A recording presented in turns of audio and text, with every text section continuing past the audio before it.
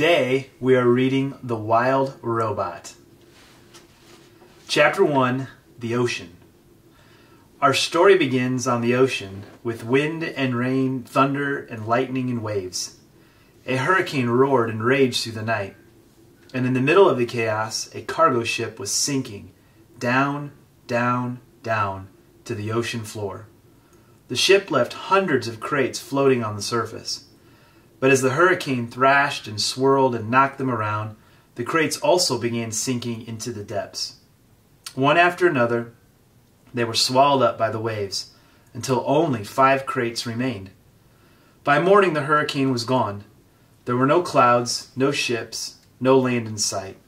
There was only calm water, clear skies, and those 5 crates lazily bopping along an ocean current. Days passed, and then a smudge of green appeared on the horizon. As the crates drifted closer, the soft green shape slowly sharpened into the hard edges of a wild, rocky island. The first crate rode to shore on a tumbling, rumbling wave, and then crashed against the rocks with such force that the whole thing burst apart. Now, reader, what I haven't mentioned is that tightly packed inside each crate was a brand new robot. The cargo ship had been transporting hundreds of them before it was swept up in the storm. Now only 5 robots were left. Actually, only 4 were left, because when that first crate crashed into the rocks, the robot inside shattered to pieces. The same thing happened in the next crate. It crashed against the rocks, and robot parts flew everywhere. Then it happened in the next crate, and the next. Robot limbs and torsos were flung onto ledges. A robot head splashed into a tide pool. A robot foot skittered into the waves. And then came the last crate. It followed the same path as the others, but instead of crashing against the rocks, it sloshed against the remains of the first 4 crates. Soon, more waves were heaving it up out of the water. It soared through the air, spinning and glistening until it slammed down into a tall shelf of rock. The crate was cracked and crumpled, but the robot inside was safe. Chapter 2, The Otters. The island's northern shore had become something of a robot gravesite. Scattered across the rocks were the broken bodies of 4 dead robots. They sparkled in the early morning light, and their sparkles caught the attention of some very curious creatures. A gang of sea otters was romping through the shallows when one of them noticed the sparkling objects. The otters all froze. They raised their noses to the wind, but they only smelled the sea. So they cautiously crept over the rocks to take a closer look. The gang slowly approached a robot torso. The biggest otter stuck out his paw, swatted the heavy thing, and quickly jumped back. But nothing happened. So they wiggled over to a robot hand. Another brave otter stuck out her paw and flipped the hand over. It made a lovely clinking sound on the rocks, and the otters squeaked with delight. They spread out and played with robot arms and legs and feet. More hands were flipped. One of the otters discovered a robot head in a tide pool, and they all dove down and took turns rolling it along the bottom. And then they spotted something else. Overlooking the gravesite was the one surviving crate. Its sides were scraped and dented, and a wide gash ran across its top. The otters scampered up the rocks and climbed onto the big box. 10 furry faces poked through the gash, eager to see what was inside.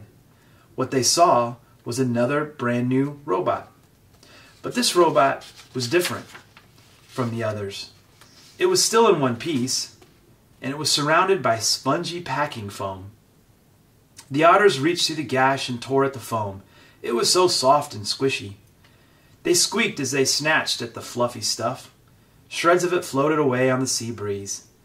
And in all the excitement, one of their paws accidentally slapped an important little button on the back of the robot's head. Click. It took a while for the otters to realize that something was happening inside the crate. But a moment later, they heard it. A low, whirring sound. Everyone stopped and stared. And then the robot opened her eyes. Chapter 3, The Robot. The robot's computer brain booted up. Her programs began coming online, and then, still packed in her crate, she automatically started to speak. "Hello, I am Razum, Unit 7134, but you may call me Raz. Why my robotic systems are activating, I will tell you about myself. Once fully activated, I will be able to move and communicate and learn. Simply give me a task, and I will complete it. Over time, I will find better ways of completing my tasks. I will become a better robot. When I am not needed, I will stay out of the way and keep myself in good working order. Thank you for your time. I am now fully activated." Chapter 4. The Robot Hatches. As you might know, robots don't feel emotions, not the way animals do. And yet, as she sat in her crumpled crate, Roz felt something like curiosity. She was curious about the warm ball of light shining down from above. So her computer brain went to work, and she identified the light. It was the sun. The robot felt her body absorbing the sun's energy. With each passing minute, she felt more awake. When her battery was good and full, Roz looked around and realized that she was packed inside a crate. She tried to move her arms, but they were restrained by cords, so she applied more force. The motors in her arms hummed a little louder, and the cords snapped. Then she lifted her hands and pulled apart the crate. Like a hatchling breaking from a shell, Roz climbed out into the world.